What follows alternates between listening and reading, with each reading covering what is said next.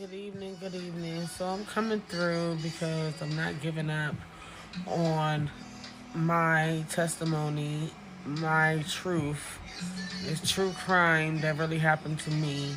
In the year 2007, I was told by my primary care doctor that I was not pregnant. I could not have kids due to what happened to me when I was younger in foster care. And basically, he just kept giving me negative pregnancy tests. Dr. Garber at the United Clinic in Southwest DC. And then I was working two jobs. I was working at the Nets Ballpark Stadium in Southwest DC, and I was also working at Papa John Pizzas on Pennsylvania Avenue, Southeast DC as well. The stadium was Southwest. I hope I say Southwest.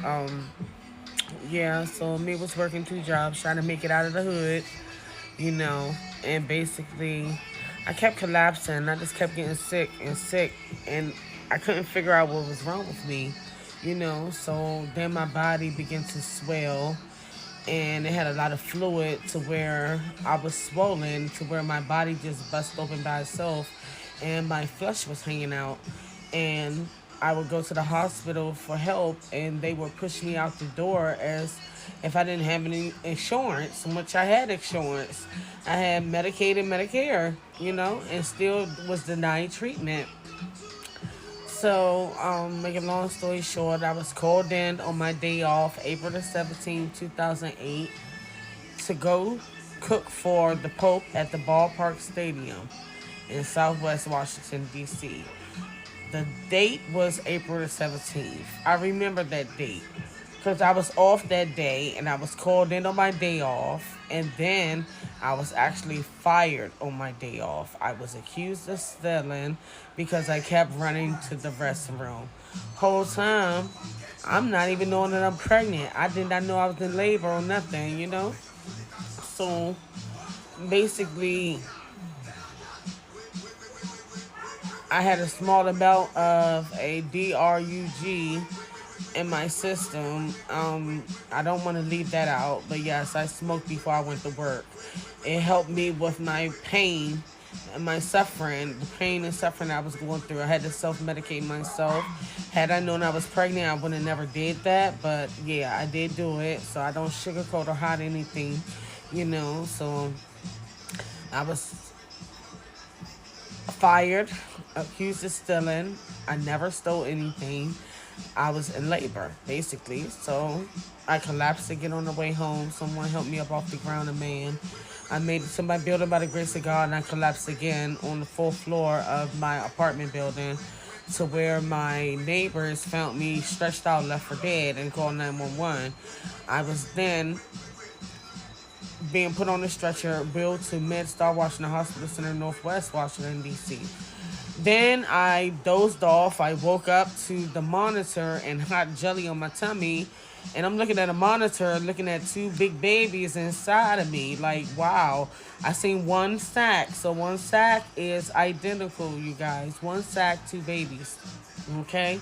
So I'm tired of people saying they're not identical. They are.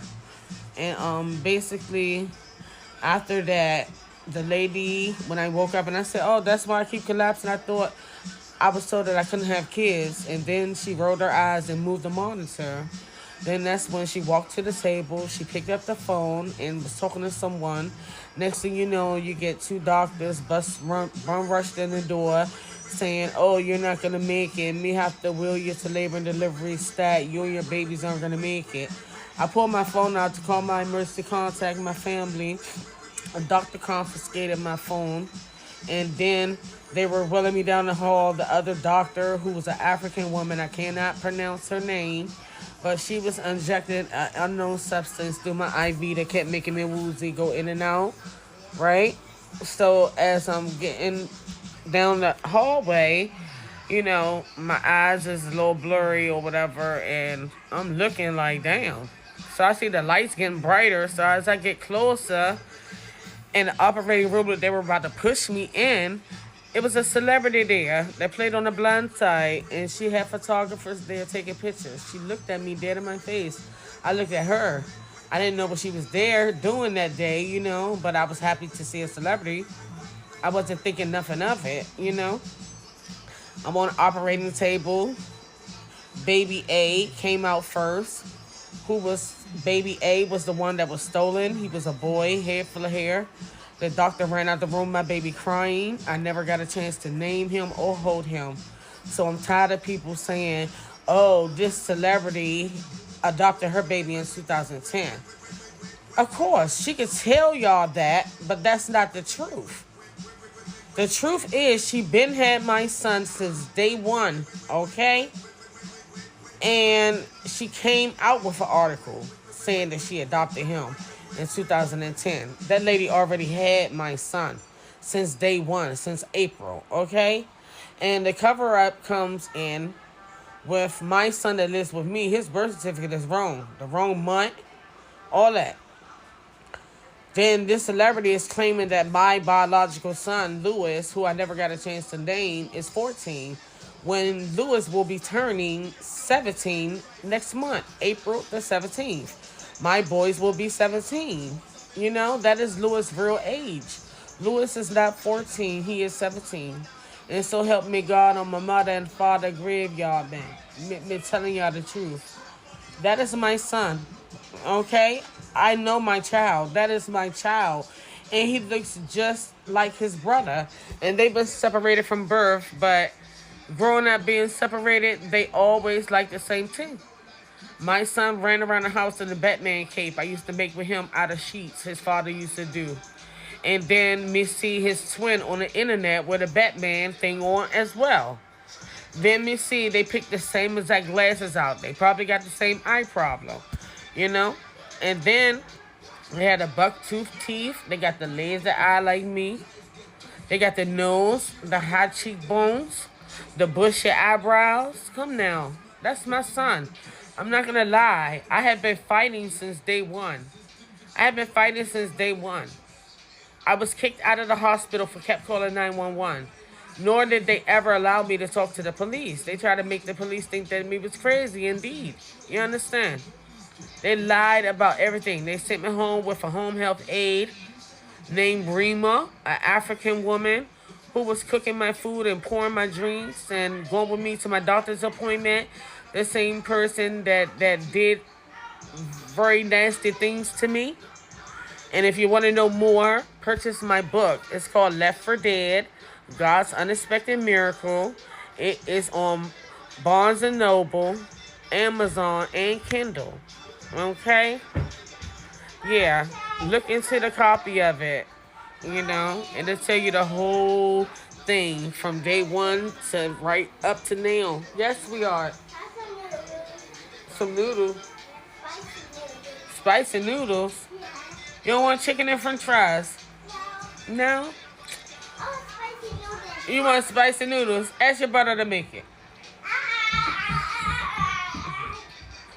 Yeah, so she's feeling back to herself again, my little baby princess. She's been sick for 3 whole weeks, and she wasn't getting no better, but I was using all the Jamaican remedies and, you know, whatever it was, you know. It didn't knock her down. She just kept being up and running. But she's very sick. So I'm glad she's back to herself now. She has an appetite. So I guess her brother's not going to make these noodles. So let me get up and go make her some noodles. Because it's always a mother's job to do so. Her brother's on that damn game. And we know him not going to get off no time soon. But I'm just praying for my truth to come out. If I'm lying, then this woman should have sued me 16 years ago. If I'm lying, then why when the civil documents hit her, her lawyer and her sent me a letter to my house, court documents saying that they wanted the case closed to the public and they wanted it sealed to the public. So why are you denying to take the test? Take the DNA test and this could have been over with. She's not going to take the test because I'm telling the truth. You understand that?